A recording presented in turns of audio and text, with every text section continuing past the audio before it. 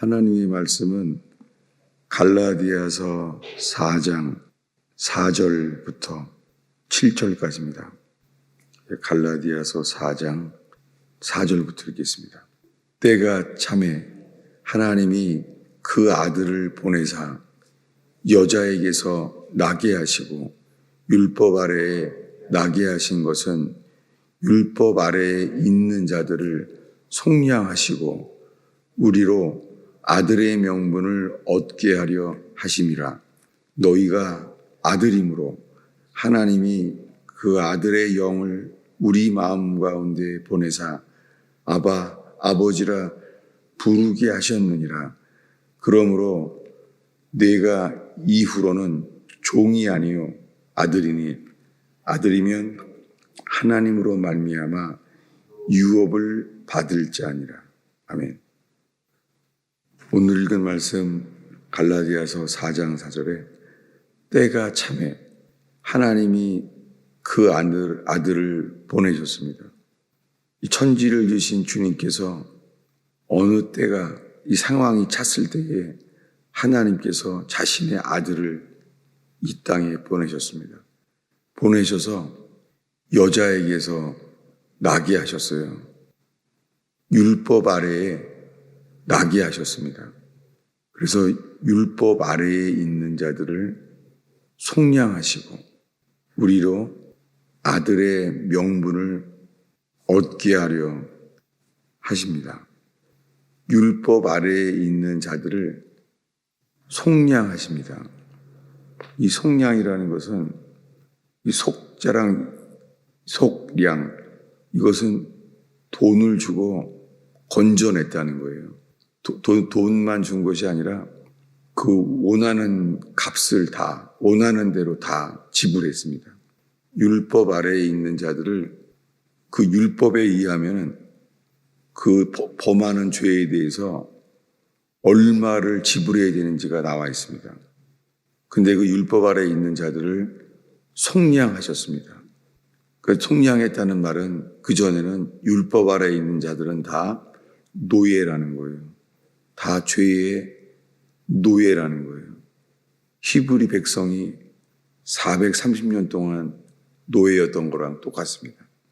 그들은 노예였어요. 스스로 나올 수가 없었습니다. 그래서 주님은 부르짖는 그들에게 모세를 보내시기로 했습니다. 모세를 보내셔서 모세가 10가지 재앙을 통해서 건져내기로 합니다. 그때 바로 왕이 항복합니다. 그래서 그들은 떠날 수 있게 되었는데 주님이 마지막으로 모든 장자들을 죽게 합니다. 어린 양의 피를 칠하지 않은 곳에서는 모두가 장자가 죽게 되었습니다. 그래서 애굽에 큰 곡성이 울음소리가 있었습니다. 애굽이 그날 밤에 다들 다 애굽 전체가 통곡하게 되었습니다. 그때 이제 430년 만에 나오게 했습니다.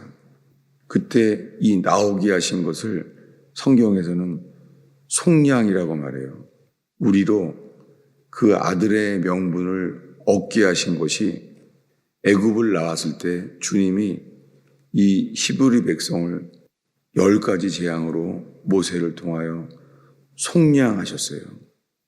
그렇게 우리들을 똑같이 아들의 명분을 얻게 하려 하셨습니다. 우리들은 다 죄로 인한 노예들인데 우리로 아들의 명분을 얻게 했습니다.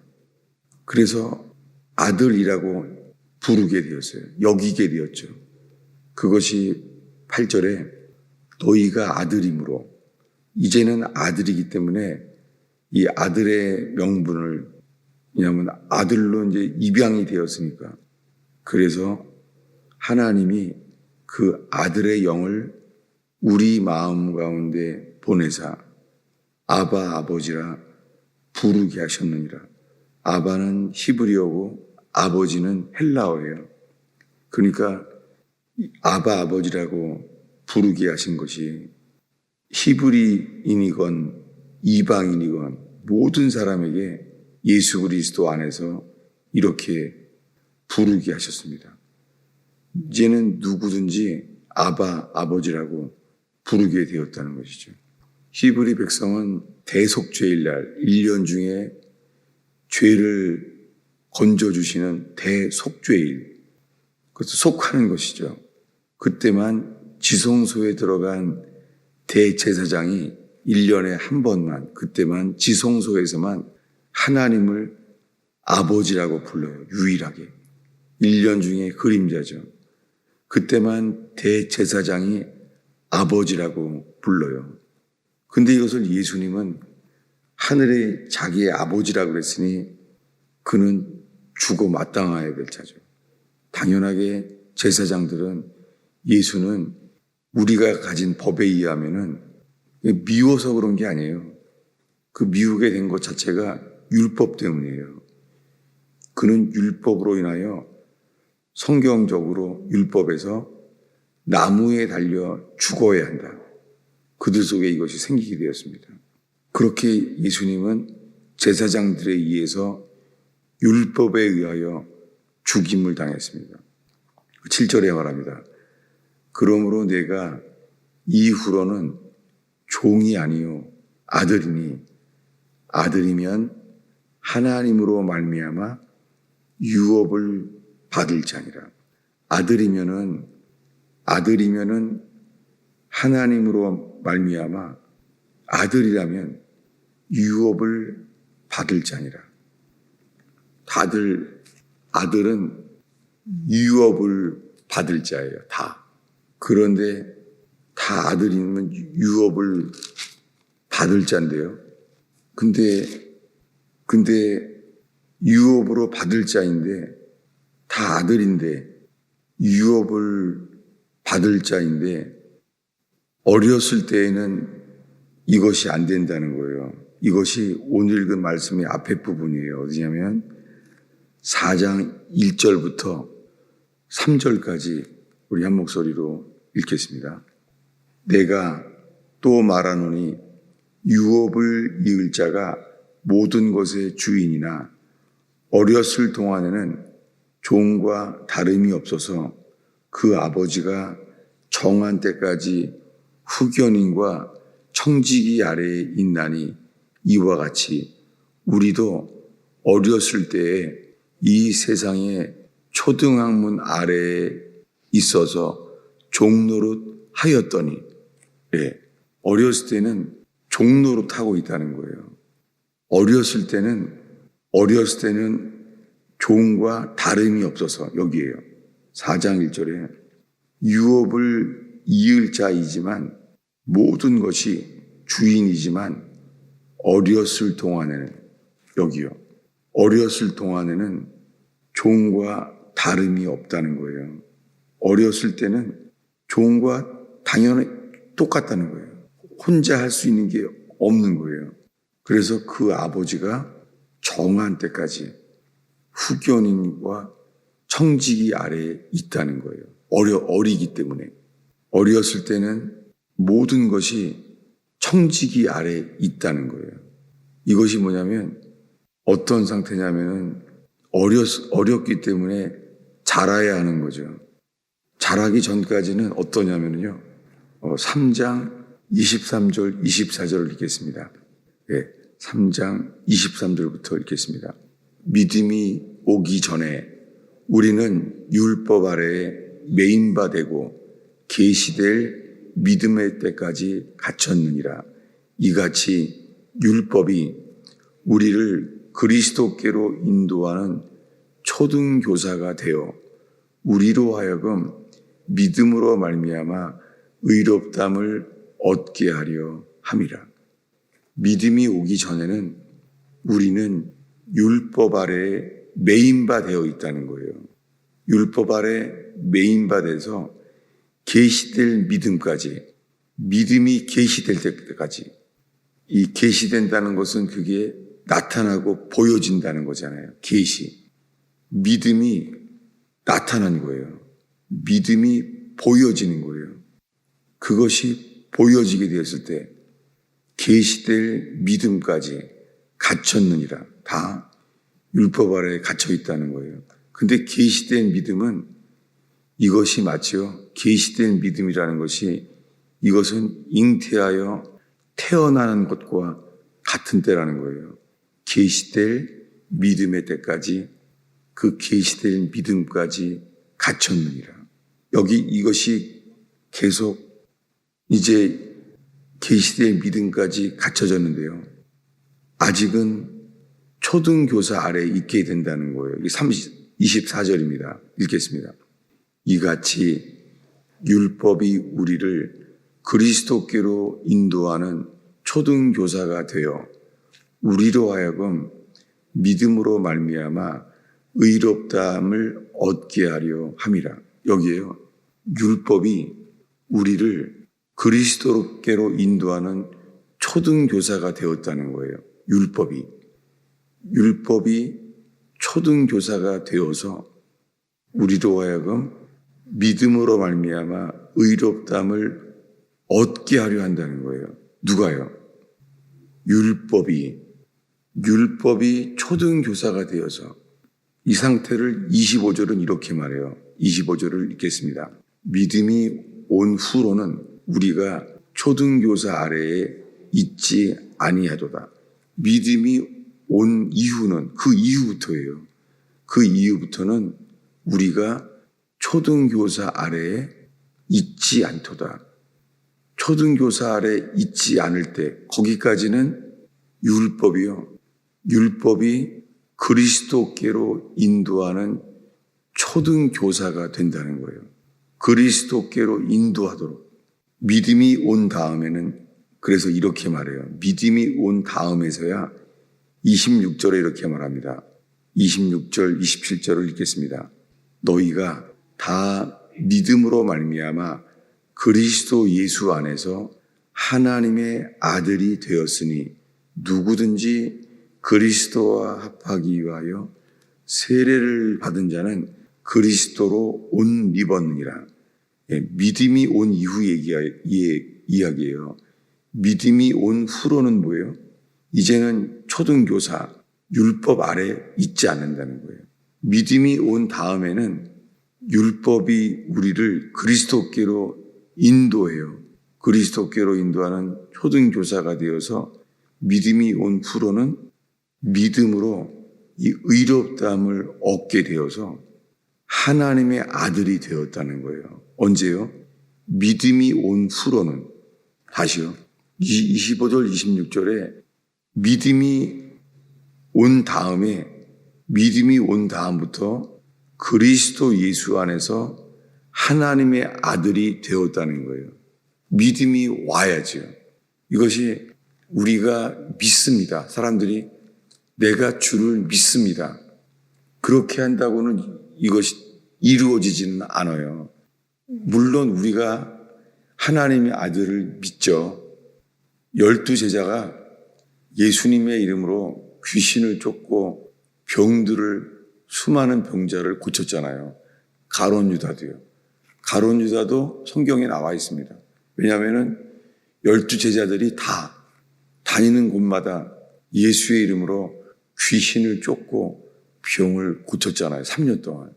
그렇게 하면서 그들에게는 경험으로 들어오죠. 저분의 이름으로 귀신이 나가는구나. 저분의 이름으로 병들이 낫구나. 그들은 그 이름의 능력을 쓰임받고 경험했죠. 3년 동안이나. 그 3년 동안 점점 그들은 경험하는 대로 저분은 그리스도야. 하나님의 아들이야. 베드로의 고백대로 당신은 그리스도이십니다. 당신은 하나님의 아들이십니다. 그들은 알았어요. 그분은 하나님의 아들이세요. 그분은 이 땅에 오신 메시아예요. 우리를 구원할 분이세요. 이렇게 3년 동안 예수님이 하나님의 아들인 줄을 믿고, 그리고요, 믿기만 하는 게 아니에요. 믿고 의심한 적이 없어요. 그런데 3년 만에 드디어 예수님이 죽을 때가 다가왔는데 예수님이 죽는다는 것을 모르는 거예요. 놀랍게 한 여자만 알았어요. 그 여자가 기름 부었던 그 여자예요. 기름을 부었던 그 여자가 알았어요. 그래서 그분만 눈물을 흘렸어요. 왜요? 예수님이 죽는구나. 그것이 그대로 들어왔어요. 근데 아직 제자들은 몰라요. 사람들은 다 점점 저분이 이제 왕이 되는 줄 알아요. 왕. 호산나 다윗의 자손이요. 다들 이제 며칠 안 남았어요. 며칠이 뭐예요? 이제는 이틀 남았어요. 이틀이 남았는데 사람들은 저분이 왕이라는 거예요. 나사로도 살았지. 죽은 나사로가 다시 일어났지. 저분은 왕이구나. 근데 이 여자는 아니에요. 저분은 이제 곧 죽는구나. 그분이 말씀한 대로 죽는구나. 그랬습니다. 그 죽음을 몰랐던 그 모든 사람들에게 말하는 거예요. 오늘 밤, 이제 하루 남았습니다. 하루. 오늘 밤 너희들은 나로 인하여 실족하리라. 나로 인하여 넘어지리라. 그리고 말합니다. 나를 버리리라. 주님의 선언이에요. 예수님이 십자가에 죽는 순간 다 예수님을 믿는다고 하는 사람들이 다 버렸어요.